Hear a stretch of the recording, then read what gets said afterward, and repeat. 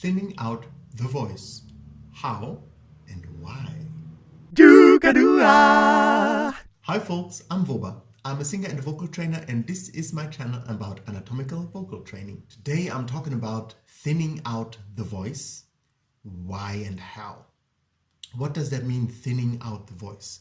Now, with my anatomical vocal training, I train people to be able to legitimately pull the vocal cords long so that they reach a range of about 4 octaves of legitimate vocal pull, meaning no clipping of the vocal cords, no whistle voice, no air push, no cramp, just pulling the vocal cords. The muscles that pull the vocal cords long can learn how to pull your vocal cords so long that you have a range of 4 octaves.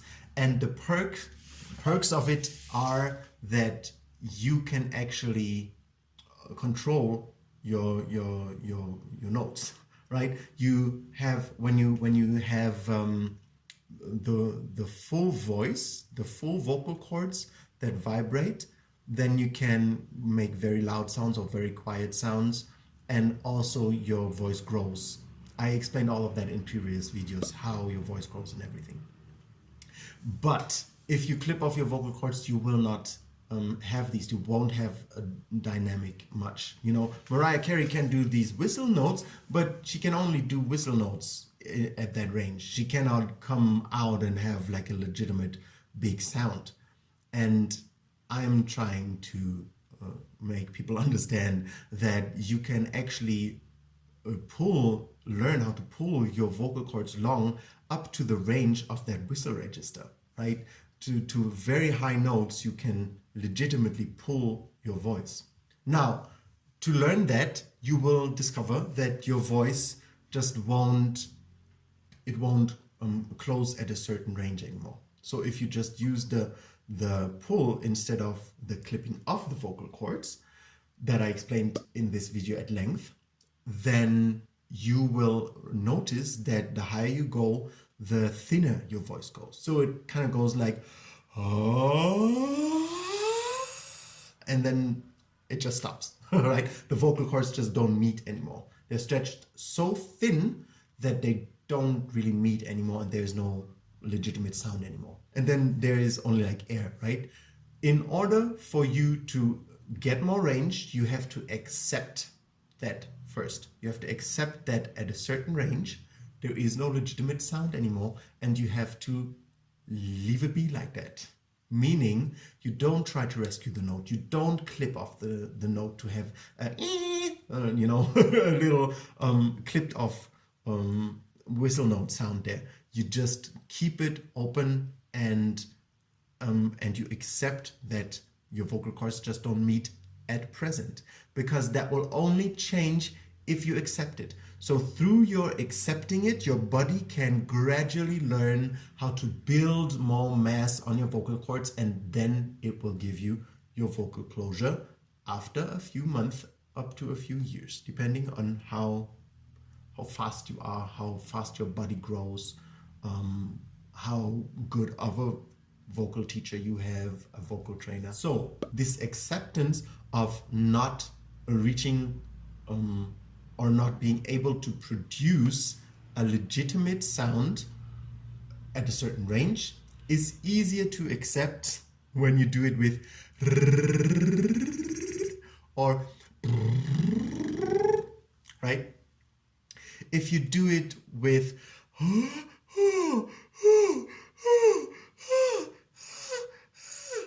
you can also attain the pull without trying to clip off, but it's more difficult for your brain to accept, oh yeah, I just keep it open, I just keep it open. It's like really, it can really make you really anxious and really angry, and lots of emotions can come up with this. With less of emotions tend to come up.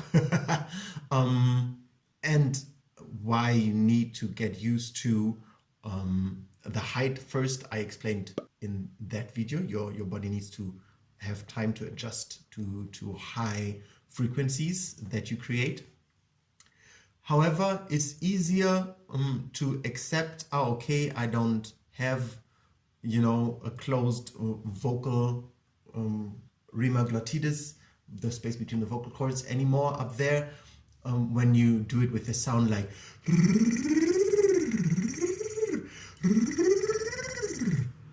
Now, a few things that you need to look at first. When I do, for instance,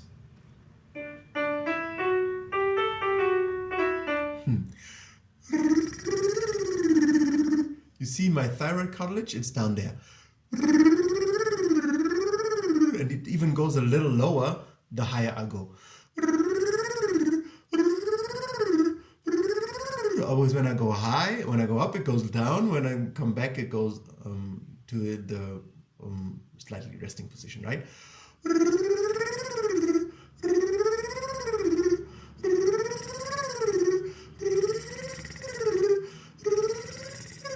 And here there is where my voice starts to slowly thin out, so that the vocal cords are so stretched, so thin, that they don't meet anymore. But not because I do anything else, I don't change anything, it's just they are stretched so much that they are so thin they don't meet anymore. And I need to accept that this is happening in order to be able to grow. Again.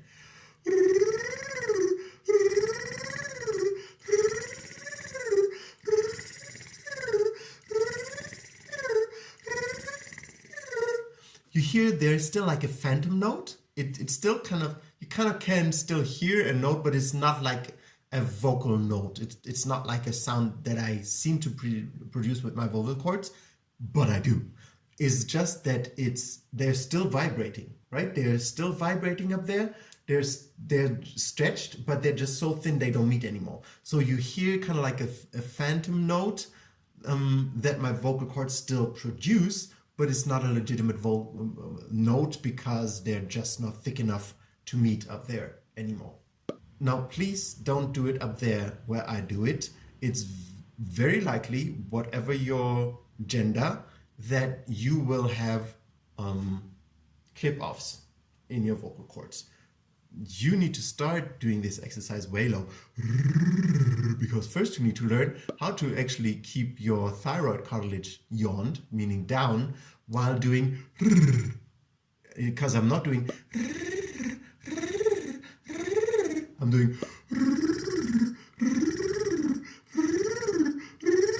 right? And if you cannot keep your system yawned while doing this, this is what you have to learn first.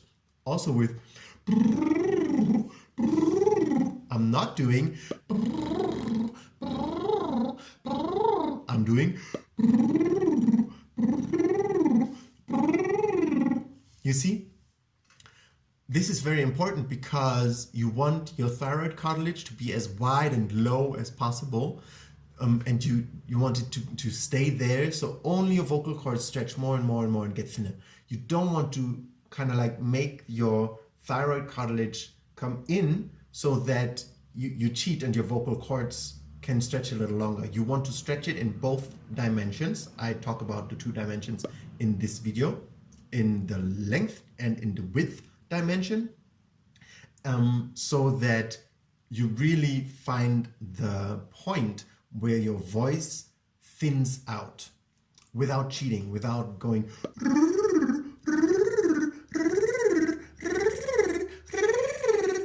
That doesn't help. That doesn't do anything good, you know. But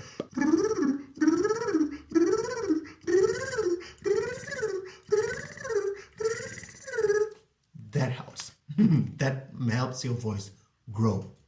I will make a course wherein I actually lead people to be able to do all these things. Once it's ready, I will announce it. But this is a process, you know. Don't just expect yourself to hear me doing it in a YouTube video and then, oh yeah, I can do that too. Maybe you can.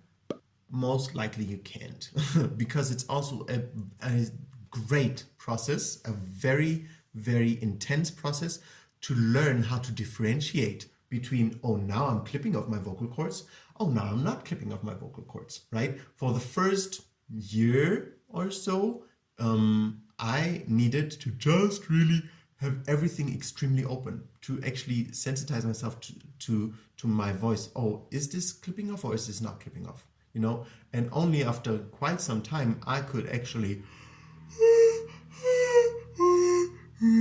say, oh yeah, this is all not clipped off, and could tell the difference. But since it is a process, don't expect yourself to just be able to do it because I showed you. This channel, and this is a reminder, is to show you what's possible, to show you the things that a vocal teacher can know about a voice, and also you can know about your voice, and the things that are possible to achieve and attain with your voice. It's not to teach you exactly how to do it, because that's a more in-depth process that just needs a lot of repetition every single day, 5 days a week, with 2 consecutive days of break every week. One last tip, my vocal video about thyroid cartilage wide, which I will link here, is very important for that as well, you know, for the width of the thyroid cartilage, so you can keep it wide while going higher and higher and higher. I hope that information is helpful to you. If you like my video, please like the video and subscribe to my channel if you like my content. Have a brilliant thinning day.